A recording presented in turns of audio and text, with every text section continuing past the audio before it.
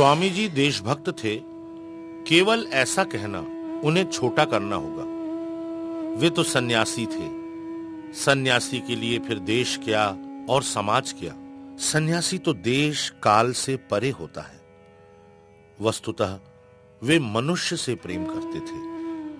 उन्होंने मनुष्य में ही ईश्वर को देखा था। वे सभी देशों के मनुष्यों के प्रति श्रद्धा का भाव रखते थे, जो दुर्बल, अक्षम तथा पीड़ित थे। फिर वे चाहे जिस किसी देश के मनुष्य क्यों ना हो, उनके विशेष प्रीति भाजन थे। स्वामी जी को नीग्रो समझकर अमेरिका के एक होटल में घुसने नहीं दिया गया, लेकिन उन्होंने ये नहीं कहा कि वे नीग्रो नहीं हैं। जो सताए हुए थे वे ही उनके समजातीय थे, इसलिए नीग्रो उनके भाई थे। मिस्र की पतिताएं उनकी बहन थी। फिर भी भारतवर्ष के लोगों के प्रति उनकी संवेदना अधिक थी। भारत के दलित उनके भाई, उनके रक्त थे। भारत उनके बचपन का झूला, यौवन की फुलवारी और बुढ़ापे की काशी थी। भारत का प्रत्येक धूल कण उनके लिए पवित्र था। भारत के प्रति उनका इतना आकर्षण क्यों था? क्योंकि भारत पुण्य भूमि है।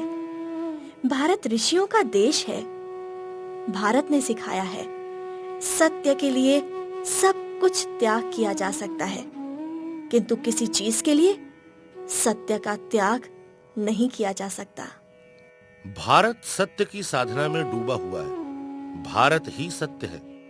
भारत की मृत्यु होने से सत्य की मृत्यु होगी। जितनी उच्च भावनाएं हैं, सबकी मृत्यु होगी। इसी सत्य की साधना के कारण भारत पुण्य भूमि है, क्योंकि सत्य ही मनुष्य की सर्वश्रेष्ठ संपत्ति है। भारत वैश्विक क्षेत्रों में कमजोर हो सकता है, पर उच्च चिंतन के क्षेत्र में वो सभी देशों का सिरमौर है। भारत ज्ञान पीठ है। भारत ज्ञान चर्चा में संपूर्ण शक्ति लगाता आया है, इसी से वो दरिद्र है।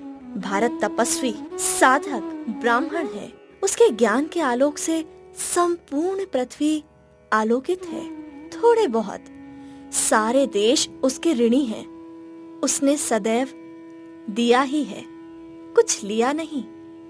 भारत आज भी बहुत कुछ दे सकता है। वस्तुतः संपूर्ण पृथ्वी आज भी भारत की ओर आंख उठाए देख रही है। भारत गरीब है, इसलिए दूसरे राष्ट्र भारत को अवज्ञा की दृष्टि से देखते हैं। इसलिए स्वामी जी ने चाहा था कि भारत पाश्चात्य विज्ञान और तकनीकी शिक्षा का आश्रय ले। स्वामी जी ने गौर किया था कि दरिद्रता की मार से मनुष्य पशुओं से भी नीचे गिर गया है। इसी से उन्होंने कहा, पहले अन्न फिर बाद में धर्म। उनके गुरुदेव ने भी कहा था, खाली पेट में धर्म नहीं रहता। वैश्विक सुख स्वच्छंदता की आवश्यकता तो है, लेकिन वही सब कुछ नहीं है। भोग के उपकरण प्रचुर हो, जीवन सुख स्वच्छंदता से भरा हो, जीवन मान यश से उन्नत हो, लेकिन उसके साथ साथ मनुष्य में मनुष्यत्व का भी विकास हो। स्वामी जी वेदांत में विश्वास करते थे। वेदांत के मतानुसार मनुष्य में ईश्वर है, लेकिन मनुष्य इसे नहीं जानता। उसे ये सिखाना होगा। वैषयिक प्राचुर्य के साथ ही उसमें ऐसा क्रम विकास हो जिससे वो जान सके कि वो ईश्वर है। उन्नति का अर्थ केवल वैषयिक उन्नति नहीं, बल्कि वास्तविक उन्नति है मनुष्य के चरित्र में, उसके अंतर्निहित दैवत्व में। स्वामी जी कहते थे, यदि एक व्यक्ति बुद्ध हो सकता है, तो हम में से प्रत्येक बुद्ध हो सकता है। हम में से प्रत्येक में ये संभावना है। जीवन का उद्देश्य है उस संभावना को प्रकट करना।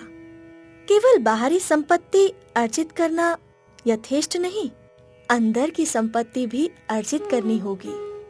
अंदर की संपत्ति यानी सत्यानुराग, प्रेम, प्रीति, स्वार्थहीनता, दूसरों के सुख में स्वयं सुखी होना, दूसरों के दुख में स्वयं दुखी होना, यही धर्म का सार है। स्वामी जी का विश्वास था कि धर्म के साथ विज्ञान का समन्वय किया जा सकता है। विज्ञान के द्वारा बाहरी प्रकृति पर विजय प्राप्त की जाती है और धर्म के द्वारा अंतर प्रकृति पर। विज्ञान के द्वारा उद्योग विस्तार, कल कारखानों का निर्माण, भोग के उपकरण में वृद्धि तथा जीवन यात्रा सहज और स्वच्छंद किया जा सकता है। लेकिन क्या वही सब कुछ है? मनुष्य यदि मनुष्य ना रहे, पशु हो जाए, दुष्ट हो जाए, स्वार्थपरक और दुर्नीति परायण हो जाए, तो क्या कोई समाज अपना अस्तित्व बनाए रख सकता है? तो क्या कोई सभ्यता अंत तक बची रह सकती है? इसलिए जरूरत है सच्चे मनुष्यों की, निस्वार्थ, सेवा परायण, उदार हृदयवान मनुष्यों की। ऐसे मनुष्यों की जो केवल अपने सुख की बात न सोचें, सभी के सुख की बात सोचें, जो सभी संकीर्णताओं से ऊपर हो, जो भाषा, धर्म और जाति का भेद भूलकर मनुष्य को मनुष्य के नाते श्रद्धा करे, जो दूसरों को अपना बना सके। ऐसे मनुष्य धर्म के द्वारा ही तैयार होते हैं। धर्म ही मनुष्य को उदार बनाता है, प्रेमी बनाता है, सत्यनिष्ठ बनाता है। धर्म माने धर्म मत नहीं, धर्म माने सत्य, प्रेम, क्षमा, निस्वार्थपरता इत्यादि। यही धर्म विज्ञान से युक्त हो, ऐसा स्वामी जी ने चाहा था। भारत इसे ही अपना जीवन दर्शन मानता है। ये जीवन दर्शन ही भारत का वैशिष्ट्य है। स्वामी जी ने चाहा था इसी जीवन दर्शन की नींव पर भारत एक नया समाज गढ़ेगा। इस प्रकार भारत विश्व के सामने एक नया उदाहरण स्थापित करेगा। स्वामी जी कहते थे कि भारत का राष्ट्रीय पाप ये है कि वो अपने जन साधारण की अवज्ञा करता आया है। इसी पाप के कारण भारत इतना दुर्बल हो रहा है तथा बार बार वो विदेशी शक्तियों के द्वारा पददलित हुआ है। जन साधारण का बहुत बड़ा अंश है दलित, अर्थात परिश्रम करके जीने वाले मनुष्य, जो खेतों में खेती करते हैं, कल कारखानों में हथौड़ी चलाते हैं। वे ही धन उपार्जित करते हैं, लेकिन वे ही उस धन से वंचित हैं। सभी देशों में यही हो रहा है, भारत में यही हो रहा है। लेकिन स्वामी जी ने समझा था कि अब परिवर्तन आएगा, सभी देशों में आएगा। दरिद्रों का रक्त शोषण चिरकाल तक कभी भी नहीं हो सकेगा। पर दलितों के हाथ में क्षमता आने से ही समस्या का समाधान नहीं होगा। जो कार्य क्षमता की डोर संभाले, वे यदि योग्य मनुष्य न हो, तो साधारण मनुष्य जिस अंधेरे में पड़ा है, उसी में पड़ा रहेगा। पद का भी एक नशा होता है। एक बार जो पदारूढ़ होता है, वो पद छोड़ना नहीं चाहता। केवल इतना ही नहीं, वो अपने पद का दुरुपयोग भी करता है। दलित भी दलित के ऊपर अत्याचार करता है। सामर्थ्य को पचा पाना बहुत कठिन है। जो धर्म प्राण व्यक्ति है, जिसका चरित्र धर्म के आदर्श से गठित है, वही पद सामर्थ्य को पचा सकता है। वही सेवा भाव से अपना कार्य करेगा। वो सोचेगा कि पद आत्म तृप्ति के लिए नहीं है, वरन लोक कल्याण के लिए है। सेवा करने का अवसर पाकर वो स्वयं को धन्य मानेगा। उसका जीवन स्वयं के लिए नहीं, दूसरों के लिए होगा। ये त्याग और सेवा ही भारत का राष्ट्रीय आदर्श है। स्वामी जी ने चाहा था कि इस आदर्श से अनुप्राणित लोग ही पदभार संभालें। स्वामी जी ने चाहा था कि दलितों की सेवा के लिए 1,00,000 युवक आगे आए। वे लोग अजेय शक्ति से देश के ऊपर टूट पड़ेंगे, यही थी उनकी आशा। लेकिन सबसे पहले उन्होंने सोचा था कि वे मनुष्य के समान मनुष्य बने, जो बुद्धि, हृदय, कर्म शक्ति एवं निस्वार्थ सेवा का मनोभाव लेकर वे घर घर जाकर मनुष्यों को जगाएंगे। इसी सेवा को उन्होंने शिव ज्ञान से जीव सेवा का नाम दिया है। यही है युग धर्म। इसमें मैं नहीं, केवल तुम ही ईश्वर हो, अर्थात ईश्वर के प्रति श्रद्धा और प्रीति का भाव लेकर दलितों की सेवा करना। ये सेवा बुद्धि न रहने से पद का दुरुपयोग अवश्य संभावी है। ये दुरुपयोग न हो, इसलिए स्वामी जी ने बार बार कहा था, देश तो स्वाधीन होगा ही, लेकिन जिससे स्वार्थी लोग पद का दुरुपयोग न करें, इसलिए हम लोगों का कर्तव्य है कि धर्म के उच्चतम चिंतन द्वारा संपूर्ण देश में एक प्रवाह बहा दें। इससे देशवासियों के मन में इस चिंतन की एक तह जमेगी। इस चिंतन की तह पर नूतन समाज का, नूतन सभ्यता की भित्ति गढ़ उठेगी। तभी दलित शासन सार्थक होगा। स्वामी जी ने इस कार्य में युवा समाज को आगे आने का आह्वान किया था। देश स्वाधीन हुआ, अब देश को गढ़ने की बारी है। इस कार्य में युवा समाज हाथ लगाए, यही स्वामी जी की प्रत्याशा थी। ये कार्य लोग किसी प्रकार की पद प्राप्ति की इच्छा से नहीं करेंगे। पद उनका लक्ष्य नहीं होगा।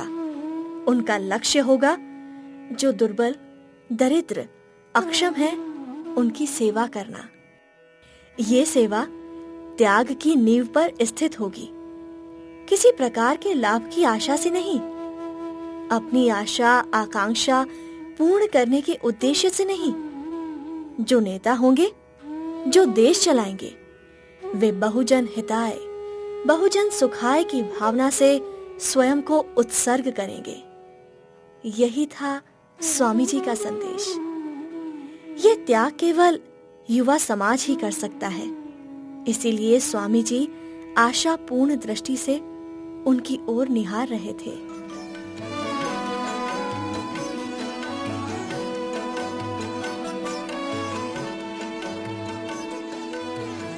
एक विदेशी इतिहासकार ने लिखा है कि इस संसार में महापुरुषों को पहचानना आसान है, लेकिन उनके वास्तविक स्वरूप की उपलब्धि करना कठिन है। स्वामी विवेकानंद के संबंध में ये उक्ति विशेष रूप से सटीक प्रतीत होती है। साधारणतः लोग उन्हें श्री रामकृष्ण के आध्यात्मिक मानस पुत्र, सर्वत्यागी सन्यासी, श्री रामकृष्ण मठ और मिशन के प्रतिष्ठाता तथा हिंदू धर्म के प्रचारक के रूप में ही भक्ति करते और पूजते हैं। यद्यपि यही स्वामी जी का वास्तविक परिचय है, तथापि ये उनके अनन्य अपूर्व व्यक्तित्व का केवल एक श्रेष्ठ अंश मात्र है।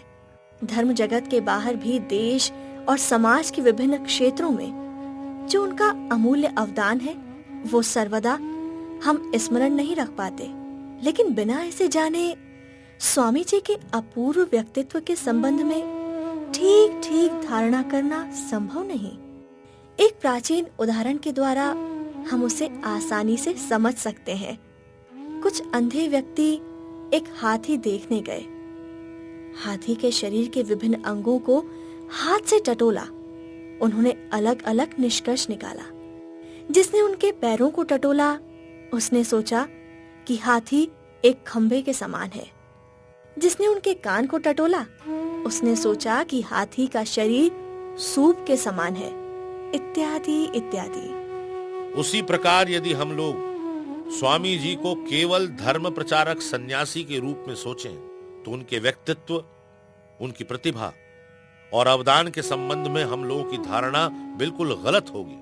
उनके व्यक्तित्व के और भी इतने पहलू थे कि किसी एक गुण के द्वारा ही वे ख्याति अर्जित कर सकते थे। उदाहरण स्वरूप बंग साहित्य में बोलचाल की भाषा के प्रचलन की बात की जा सकती है। सामान्य लोगों का विश्वास ये है कि सर्वप्रथम प्रयत चौधरी ने ही सबुज पत्र नामक मासिक पत्रिका में इसका व्यवहार किया। वो पत्रिका 1914 ईस्वी में प्रकाशित हुई, लेकिन इसके बहुत पहले ही स्वामी जी ने भावबार कथा यानी चिंतनीय बातें प्राच्य और पाश्चात्य, परिव्राजक इत्यादि ग्रंथों में बोलचाल की भाषा का व्यवहार किया है। इस विषय में प्रत्यक्ष प्रमाण ये समस्त ग्रंथ ही हैं। इसीलिए इसके विस्तृत विचार की आवश्यकता नहीं है। लेकिन धर्म जगत के बाहर इसकी अपेक्षा स्वामी विवेकानंद का महान वैशिष्ट उनके स्वदेश प्रेम, देशात्म बोध और राष्ट्रीय चेतना में है। ये सब उनके भाषण और रचनावली में इतने स्पष्ट रूप से व्यक्त हुआ है कि उसके समर्थन में प्रमाण देने की कोई आवश्यकता नहीं। फिर भी कुछ एक घटनाओं का उल्लेख हम करेंगे। लंदन से भारत वापसी के ठीक पूर्व एक व्यक्ति ने उनसे पूछा था, स्वामी जी, 3 वर्षों तक शक्ति, ऐश्वर्य और विलासिता के केंद्र पाश्चात्य देशों में रहने के बाद अपने देश लौटकर आपको कैसा लगेगा? तब स्वामी जी ने उत्तर दिया, यहाँ आने के पहले भी मैं अपनी जन्मभूमि भारतवर्ष को प्यार करता था, लेकिन अब भारत का प्रत्येक धूल कण मेरे लिए पवित्र है। उसकी हवा मेरे लिए पवित्र है। भारत मेरा तीर्थ स्थान है। संसार त्यागी सन्यासी होते हुए भी स्वामी जी का देश प्रेम अतुलनीय था। निवेदिता ने लिखा है, उस समय उनसे प्रायः प्रतिदिन मेरी भेंट होती थी। भारत का चिंतन ही उनका ध्यान ज्ञान था। अन्यत्र निवेदिता ने स्वामी जी के सर्व जाति प्रेम का उल्लेख कर उनकी स्वजाति वात्सल्य के संबंध में कहा है, जिस मुहूर्त मैंने उनके साथ भारत में पदार्पण किया था, उसी क्षण से उनकी मृत्यु पर्यंत मैंने अपने गुरुदेव में अग्नि की एक निरंतर दहन ज्वाला को देखा था। वह कोई तत्व, कोई आध्यात्मिक सत्य की उपासना या उन्मादना नहीं थी। वो था देश और जाति की दुर्दशा निवारण का प्राणपण प्रयास और उसकी निष्फलता के कारण मर्मांतक पीड़ा। स्वामी जी का देश प्रेम केवल मानसिक भावावेग नहीं था। उन्होंने देश की स्वाधीनता अर्जन करने के लिए युवकों को अनुप्रेरणा दी थी। 1901 ईस्वी में ढाका के युवकों का एक दल उनसे उपदेश सुनने आया। उन्होंने उनसे कहा, बंकिम चंद्र की पुस्तकों को पढ़ो, आनंदम की संतानों के समान देशभक्त बनो। तुम लोगों का प्रधान कर्तव्य जन्मभूमि की सेवा है। सबसे पहले चाहिए राजनीतिक स्वाधीनता। उन्होंने अन्य युवकों के एक दल से कहा था, आगामी 50 वर्षों के लिए हमारी गरियसी भारत माता ही हमारी आराध्य देवता है। अन्यान्य व्यर्थ के देवताओं को इन कुछ वर्षों के लिए भूल जाने में कोई हानि नहीं है।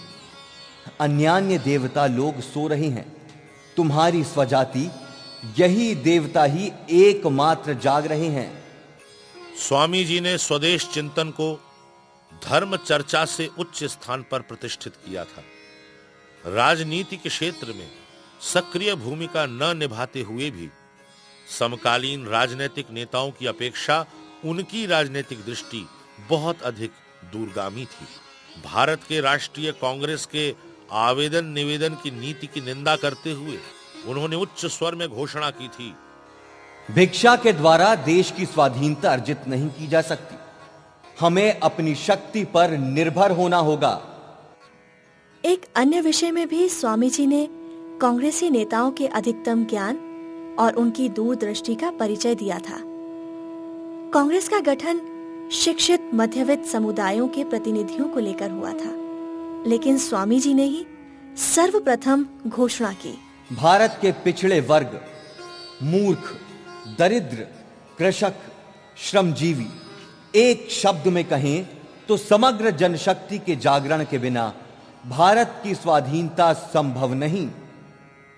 उन्होंने अपने दिव्य चक्षु से भारत के भविष्य को देखते हुए कंपित कंठ से घोषणा की थी, ये सभी समुदाय सदा से निपीड़ित अवहेलित कृषक, मछुआरे, बनिए तथा दूसरे कल कारखानों के श्रमिक लोग ही भारत में स्वाधीनता लाएंगे तथा भविष्य में प्रमुख पद प्राप्त कर भारत की उन्नति का मार्ग प्रशस्त करेंगे। इस संबंध में स्वामी जी की बहुत सी युक्तियां उनके भाषणों और ग्रंथों में मिलती हैं। भारत के उच्च वर्णों के प्रति स्वामी जी ने कहा है, तुम लोग हो 10,000 वर्ष के पुराने मम्मी।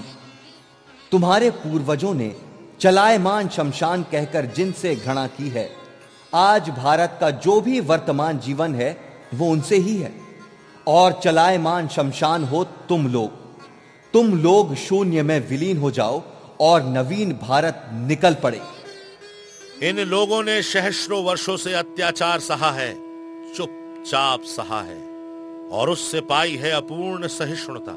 हमेशा से दुख भोगा है और उससे पाई है अटल जीवनी शक्ति। और तुम हो अतीत के अस्थि पंजर। यही है तुम्हारे सामने भारत के भविष्य के उत्तराधिकारी। इन सब का मूल स्रोत है उनके गुरु श्री रामकृष्ण के 2 मंत्र, जीवों के प्रति शिव ज्ञान और दरिद्र नारायण। इसी के प्रभाव से इस ग्रह त्यागी सन्यासी ने कहा था, मेरे लिए इन निर्धन चिर निपीड़ित मनुष्यों की उन्नति अपने मोक्ष लाभ की अपेक्षा एक महत्तर उद्देश्य और आदर्श है।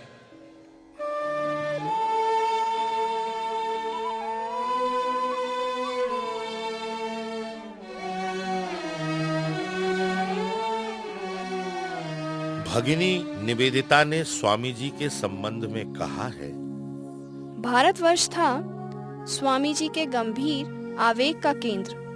भारतवर्ष था उनका दिवा स्वप्न। भारतवर्ष था उनकी रात्रि का दुःस्वप्न। केवल इतना ही नहीं, वे स्वयं हो गए थे भारतवर्ष, हो गए थे रक्त और मांस की गढ़ी भारत प्रतिमा। स्वामी जी ने एक बार स्वयं अपने बारे में कहा था कि वे घनीभूत भारत हैं। वस्तुतः स्वामी जी की संपूर्ण सत्ता से मानो भारत प्रेम फूट पड़ता था। भगिनी क्रिस्टीन ने कहा है, जब वे इंडिया का उच्चारण करते थे तब उनमें इतना गर्व, इतना प्रेम और इतना अपनापन झलकता था कि जो भी उसे सुनता वही भारतवर्ष से प्रेम करने लगता। स्वामी जी के मन में भारतवर्ष के प्रति इतना प्रेम केवल इसलिए नहीं था कि भारतवर्ष उनकी मातृभूमि है। ये प्रेम आदर्श की नींव पर स्थित था, जिस आदर्श के लिए उनका जीवन उत्सर्गीकृत था। उसी आदर्श को उन्होंने भारतवर्ष में साकार रूप में देखा था। इसीलिए उनका इतना भारत के प्रति प्रेम था। विवेकानंद ने यदि दूसरे देश में जन्म ग्रहण किया होता तब भी भारतवर्ष से इतना ही प्रेम करते, क्योंकि उनकी दृष्टि में भारत सत्य स्वरूप था। एक अंग्रेजी कविता में उन्होंने भारत को संबोधित करते हुए कहा है, ओह ट्रुथ, हे सत्य। उनकी दृष्टि में ये देश पुण्य भूमि है। इसका प्रत्येक धूलकण उनके लिए पवित्र है। स्वामी जी ने अपने परिव्राजक जीवन में इस पुण्य भूमि भारत का आविष्कार किया था। उन्होंने भारत परिक्रमा के समय केवल धार्मिक स्थलों को ही नहीं देखा, अपितु जो स्थान पुरातन या ऐतिहासिक दृष्टि से समृद्ध थे उन स्थानों को भी देखा, क्योंकि भारत को जानने के लिए ये सब स्थान भी उनके लिए आवश्यक उपादान थे। उन्होंने कन्याकुमारी के अंतिम शिलाखंड पर बैठकर भारत का ध्यान किया था। हम लोग पहली बार ही एक ऐसे सन्यासी को देखते हैं जिसके ध्यान का विषय है देश। उनकी भारत परिक्रमा वास्तव में भारत का अन्वेषण था। मनुष्य ईश्वर प्राप्ति के लिए साधना करता है। स्वामी जी ने भारतवर्ष की उपलब्धि करने के लिए साधना की है, और उनकी आराध्या देवी भारत माता ने भी मानो उनकी साधना से प्रसन्न होकर अपना संपूर्ण रहस्य उनके सामने उन्मोचित कर दिया है। इसीलिए भारतवर्ष के अतीत का इतिहास, उसकी वर्तमान की समस्या और प्रयोजन तथा उसका संभावित भविष्य, सब कुछ विवेकानंद के भारत चिंतन में स्पष्ट रूप से झलकता है। विवेकानंद ने भारत की शक्ति और दुर्बलता दोनों को ही जाना। उन्होंने केवल भारत के गौरव की ही बात नहीं की, वरन उसका लज्जाजनक चित्र भी अंकित किया। फिर भी निंदकों के सामने उन्होंने भारतवर्ष को और भी निंदनीय करने की अभद्रता नहीं की। उन्होंने सर्वत्र सत्य ही कहा।